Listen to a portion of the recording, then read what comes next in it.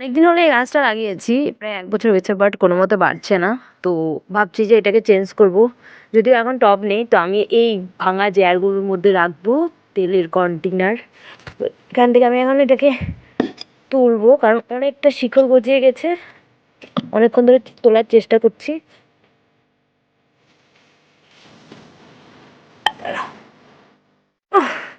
বাবা উঠছে না। ওরে বাস, কত শিকড় গজিয়েছে।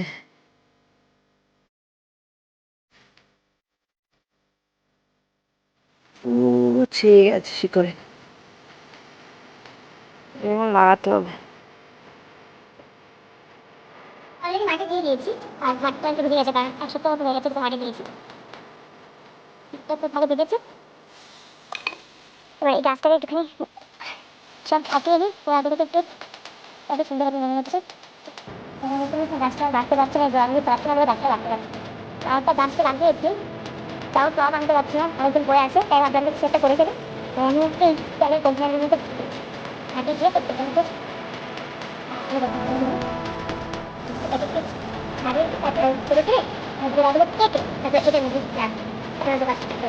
গাছ লাগিয়ে ফেলেছি। এটাও অনেক দিন ধরে আমি নিয়ে গেছিলাম, সেখানে পেয়েছি, বাট লাগাতে পারছি না, টবে কিনে আনতে পারছি না। পরে আজকে আমি এটার মধ্যে লাগিয়ে দিয়েছি। মাটি ছিল অনেকটা, তো অনেক কড়িও চলে এসছে, এটার অনেক কড়ি চলে এসছে। গাছটাও বাড়ছে না, তাই এটাতে লাগিয়ে দিয়েছি। আর এটা লাগানো কমপ্লিট। এটা তো হচ্ছে অনেকটা ১ বছরে তেমন বাড়েনি, শুধুমাত্র অনেকটা গোড়া বেড়ে গেছে বলে। আর এই দেখো, দেখো এটা কীরকম হয়েছে, মানে গোড়াগুলো এতটা জ্যাম খেয়ে গেছে যে বাড়তে পারছে না। সেই জন্য হচ্ছে কি আমি কেটে দিয়েছি। দেখতে পাচ্ছি গাছটা বাড়ছে না, এখন জল দিতে হবে। আর এই সাইডে হচ্ছে অনেকগুলো গোলাপ জবা গাছ লাগিয়েছি। এই গাছগুলো বেড়েছে, মানে ফুলের অনেক কলি এসছে গাছে, অনেক কলি, এক একটা ডালাতে প্রচুর কলি, ৫-৬খানা করে তো আছেই। সব কয়টা ডালায় কলি আছে, ৪-৫টা করে। এই যে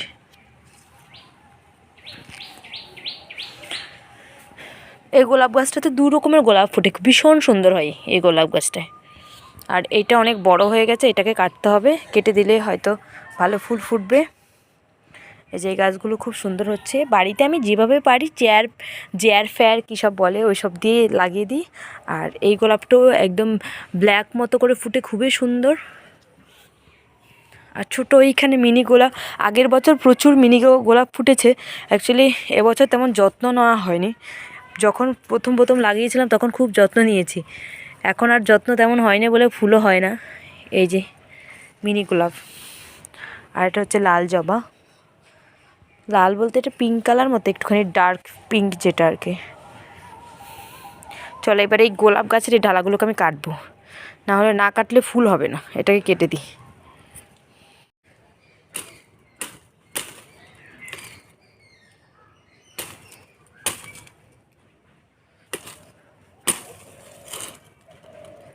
গাছটাকে না ছাটিয়ে দিলে বাড়বে না, ফুলও হবে না। অতিরিক্ত আবার বেশি গজিয়ে গেলে ফুল হয় না, তাই কেটে দিলাম।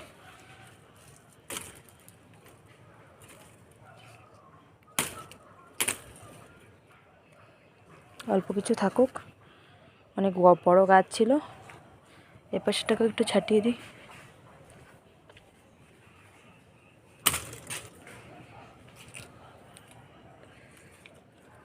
আস্তে আস্তে বাড়তে থাকো।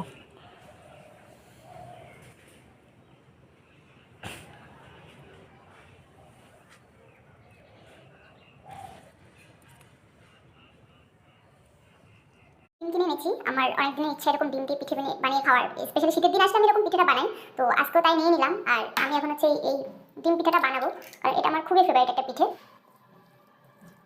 এটাকে পুরো রুটির মতো বানাতে হবে, মানে রুটির যেভাবে আমরা ডোটা বানাই সেভাবে এটা ডোটা বানাতে হবে। পুরোটাই ডিম দিয়ে করতে হবে। প্রথমে আমি একটু চালের গুঁড়া নিয়ে নিলাম, তার মানে প্রায় ১ কিলো মতো চালের গুঁড়া আনছি, তার মধ্যে একটু রয়ে গেছে। অনেকটা ভালো করে মধ্যে এই অবধি এনেছি। অ্যাকচুয়ালি আমার মনে হয় আরও মধ্যে, কারণ এই যে চিনিটা দেখা যাচ্ছে, এটা দেখা যাওয়া চলবে না। আর একটু ভালো করে মতলে তারপরে চিনিটা একটু গলে যাবে, কারণ চিনিটা যদি আমি আগে ডিমের মধ্যে মিক্স করে গুলে নিতাম তাহলে ভালো হতো। পিঠেটাকে একটুখানি চড়া করে মানে এই পটের মুখ দিয়ে কেটে নিয়েছি, আর সাইডে সেগুলোকে আমি এখন তেল দিয়ে দিয়েছি। তেলে ভাজবো, ফার্স্ট অফ অল দেখি কেমন হয়।